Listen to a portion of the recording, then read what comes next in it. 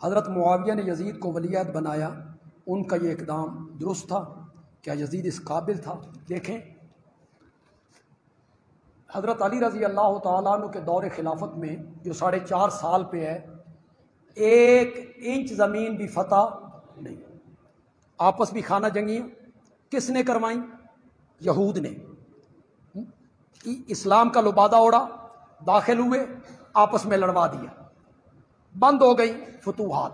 حضرت معاویہ آئے، صلح ہوئی حضرت حسن کے ساتھ، 22 سال حضرت معاویہ نے خلافت کی اور کابل تک پہنچ گئی، فتوحات کا سلسلہ شروع ہو گیا۔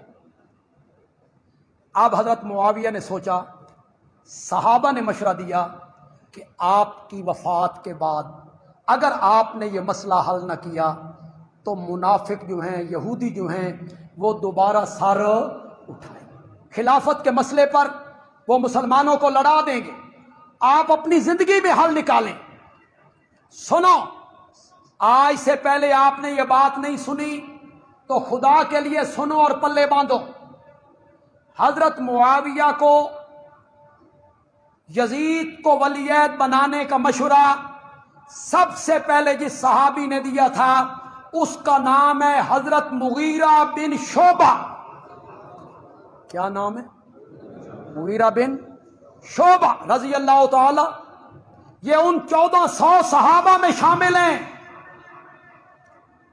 جن کو میرے رب نے قرآن میں کہا ہے کہ جنہوں نے درخت کے نیچے بیٹھ کر آپ کے ہاتھ پر بیعت کی، مجھے اپنی ذات کی قسم ہے اللہ ان سے راضی ہو گئے۔ یہ ان میں شامل ہے مغیرہ بن شعبہ۔ ہمارے ملک کے ایک نامور عالم دین نے ایک بات لکھی، بڑی افسوسناک، بڑا دکھ ہوتا ہے۔ کہتے ہیں یزید کو ولی عہد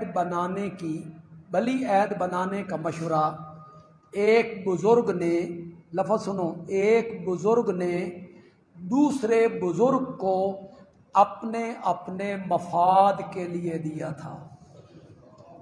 مشورہ دینے والے کا بھی مفاد تھا کہ میں گورنر رہا، اور جس کو مشورہ دیا اس کا بھی مفاد تھا کہ بیٹا ولی عہد بن جائے۔ یہ اس بزرگ نے لکھا۔ ہم صحابہ کے متعلق یہ بات سوچو نہیں سکتے، صحابہ اور ذاتی مفاد نہیں۔ حضرت مغیرہ بن شعبہ کا یہ مشورہ تھا کہ آپ کی وفات کے بعد پھر فتنے سر نہ اٹھائیں، ابھی سے آپ اس کا تدارک کر کے جائیں۔ حضرت معاویہ نہیں مانے۔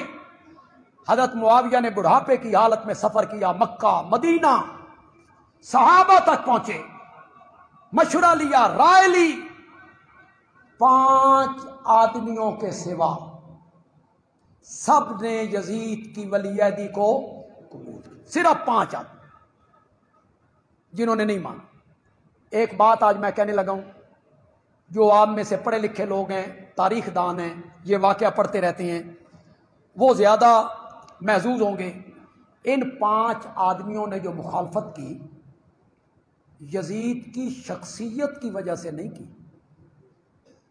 کہ یہ زانی ہے، نہ شرابی ہے، اہل نہیں، نہ، اس وجہ سے کی کہ یہ طریقہ ٹھیک نہیں، باپ کے بعد بیٹا، باپ کے بعد بیٹا، یہ موروثی طریقہ ٹھیک، اس وجہ سے مخالفت۔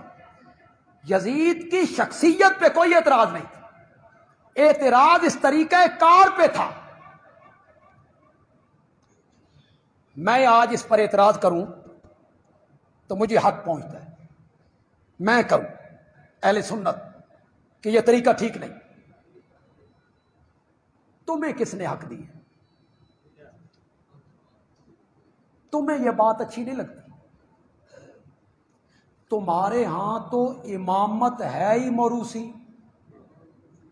میں نے کہا تھا نا کہ اہل سنت سمجھتے نہیں اشاروں کو۔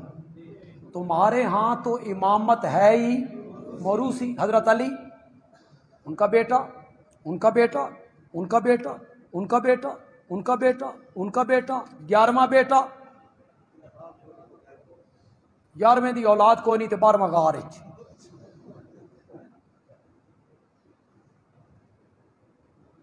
تمہیں کیا اعتراض کا حق پہنچتا ہے؟ تمہارے ہاں تو باپ کے بعد بیٹا، بیٹے کے بعد بیٹا، بیٹے کے بعد بیٹا، تمہارے ہاں تو ہے ہی موروثی۔ میں اعتراض کروں تو مجھے حق پہنچتا ہے، تمہیں حق نہیں پہنچتا کہ یہ موروثیت ہے۔ تمہارے ہاں تو ہے ہی موروثیت، ہمارے ہاں۔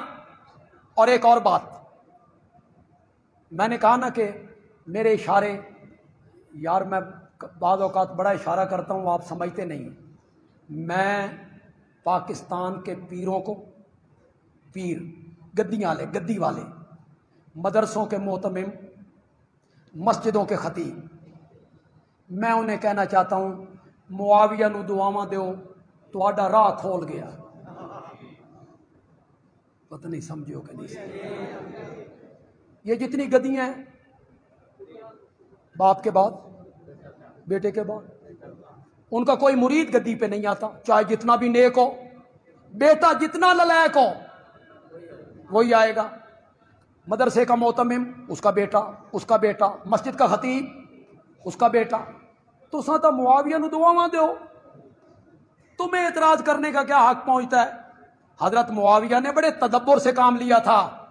آنے والا جو اختلاف کا راستہ تھا، معاویہ نے اس راستے کو کیا کر دیا؟ بند کر دیا۔